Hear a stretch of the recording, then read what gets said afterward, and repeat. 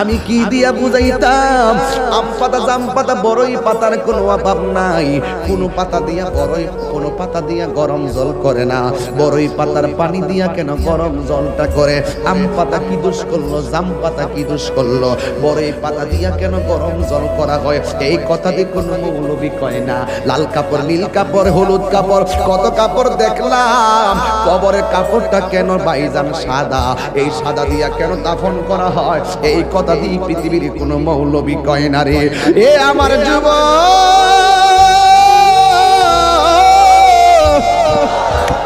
কি দিয়া বুঝাবো কবরটা কেমন ডেঞ্জারাস? কি দিয়া বুঝাবো মরণটা কত কঠিন?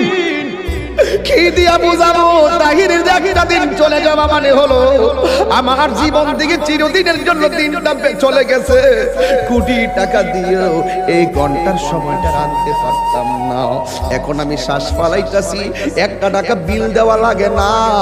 নদীর পারে হাওয়া খাই, বিল দেওয়া লাগে না। পল্লী বিদ্যুতের ফ্যান বাতাস খাইলে বিল দেওয়া লাগে। আইসিইউতে ঢুকে গেলে দিনে 50,000 টাকা গোনা লাগে। আমার আল্লাহ যে কত নিয়ামতের বাতাস আমরারে ঢুকাইতেছে, বাইরে কইরাইতেছে, 1 টাকা বিল নেই না। আল্লাহ কয় বিল লাগতো না, শুধুমাত্র তোরা 5 বার আইসা কপালটার মাটির মধ্যে লাগাইয়া দিবি। সুবহান রাব্বিয়াল আলা বলবি। দুনিয়ার মালিকের ডিউটি 20 দিন না করলে 20 দিনের বেতন কাটা।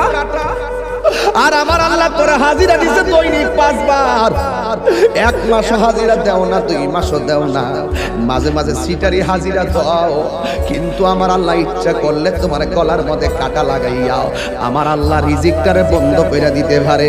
এরপরও আমার আল্লাহ রিজিক বন্ধ করে না কেন জানো নি? কারণ হলো আমার আল্লাহ কয় আমি আল্লাহ তোরে মায়া কইরা বানাইছি।